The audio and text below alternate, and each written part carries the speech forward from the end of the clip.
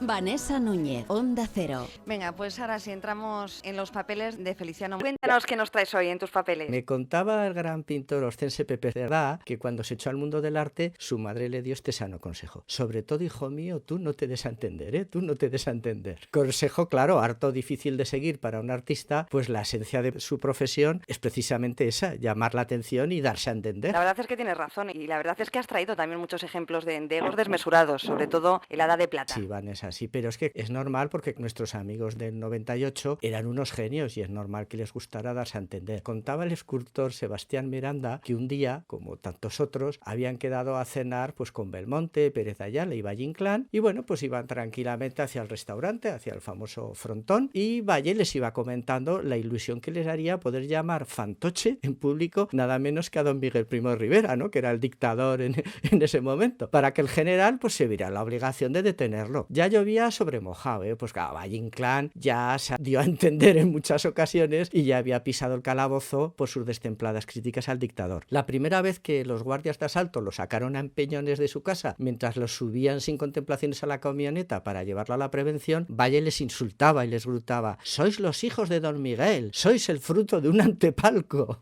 Pues llegaron al restaurante y se encontraron nada menos que con don Miguel Primo de Rivera, que estaba cenando ahí tan tranquilo con todo su séquito. Imaginaos el susto de Miranda, ¿no? Se quedó lívido y joder, vaya noche que nos espera. Don Ramón le va a llamar fantoche, bueno, este otro se va a encocorar y acabaremos todos durmiendo en comisaría. El caso es que Valle no dijo nada, se sentaron, pidió un caldo, se puso a fumar y en contra de su costumbre no dijo nada en toda la velada. Al cabo de un rato, Primo de Rivera pues acabó de cenar, se levantó, se despidió, buenas noches, y abandonó el restaurante seguido de toda su corte sin que afortunadamente hubiera ocurrido ningún incidente. Miranda ya, una vez que había pasado el peligro ya muy tranquilo, se vino arriba y le dijo: «Oiga, don Ramón, se ha ido Primo Rivera y usted no le ha llamado fantoche». Y Valle Inclán le respondió: hoy no, había poco público. Si al menos hubiera sido en el Teatro Real».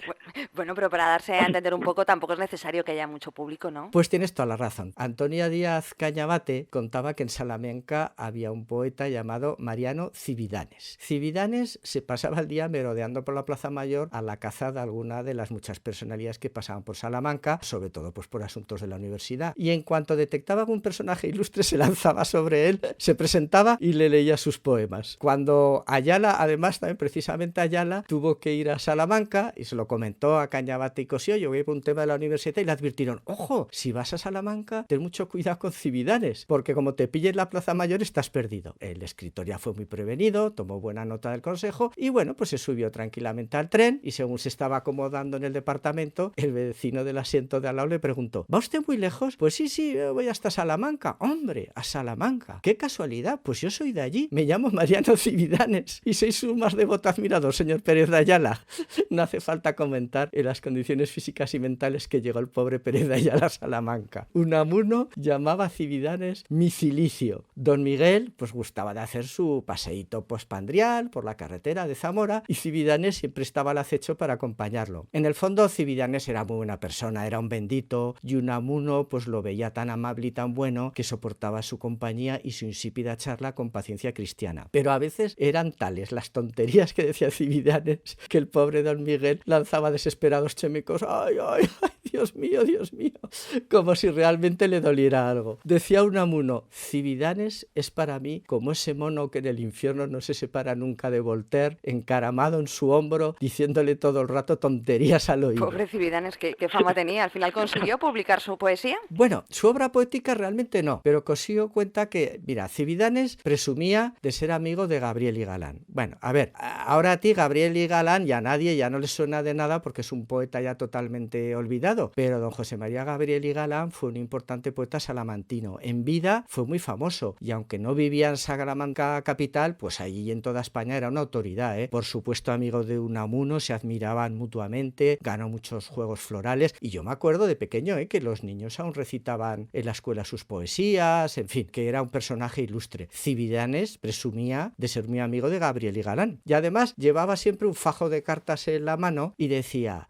mira, estas cartas son son de Gabriel y Galán y son de tal interés que cuando las publique causarán sensación. Y al final las publicó. ¿Y las cartas que publicó al final de verdad eran de Gabriel y Galán o no? Sí que lo eran, sí. Y es verdad que también, como decía él, causaron sensación. En las cartas, Gabriel y Galán escribía de puño y letra cosas como: por favor, Cividanes, no seas insensato. Por favor, Cividanes, no digas tonterías. Cividanes, estudia ortografía, hacer va con H. Y en esos términos transcurría toda la correspondencia. Estoy pensando que las tertulias literarias también serían un buen lugar para darse a entender. Pues sí, sin lugar a dudas, cuando Baroja después de la guerra volvió a Madrid, organizó una tertulia en su piso de la calle Ruiz de Alarcón. Era una tertulia muy abierta entre los asistentes. Bueno, había unos asistentes fijos, antiguos políticos, intelectuales, pues sobre todo gente de izquierda. Y también pasaba por ahí con cierta frecuencia escritores del momento que iban a rendir pleitesía a don Pío Baroja, Cela, Benet, Ruano. Y también, oye, pues se admitía y entraban con toda normalidad gentes del común, ¿no? Gente normal. Por ejemplo, a mí me contó Víctor Márquez Reviriego que de estudiante, cuando llegó a Madrid, pues que podría tener 19, 20 años, acudió un día a la tertulia, llamó a la puerta, le dejaron pasar sin ningún problema, se sentó en una silla, le dieron un vasito de agua y estuvo escuchando el magisterio de don Pío ahí pues con total tranquilidad. Mira, también asistía a la tertulia don Vladimiro, que era un personaje muy barojiano, cuyo único hito literario del que podía presumir fue que en un tren, recién terminada la guerra, viajando desde Galicia, pues logró seducir a una monja al pasar por Venta de Baños. Una tarde, cuando llegaron los tertulianos, hay que insistir que casi todos eran del gremio de la cáscara amarga, así es como se llamaban en tiempos de Franco a los librepensadores, a los republicanos, todos demás de represaliados, ¿no? Entonces se encontraron sin previo aviso con un obispo sentado ahí al lado de don Pío, presidiendo muy ufano la tertulia. Se quedan todos atónitos y con algo de miedo, ¿no? A ver, este obispo, ¿qué va a hacer aquí? Ocuparon sus sillas y se quedaron en un total y temeroso silencio que duró bastantes minutos. Sobre la mesa, en honor al prelado, pues había chocolate, que era una merienda típica de eclesiásticos, y un gran surtido de bollería. Bueno, pues don Vladimiro, que en todos sus años de asistencia a la tertulia jamás había abierto la boca, rompió este violento silencio y dijo: bueno, un servidor, con el permiso del señor obispo, se va a comer un croissant.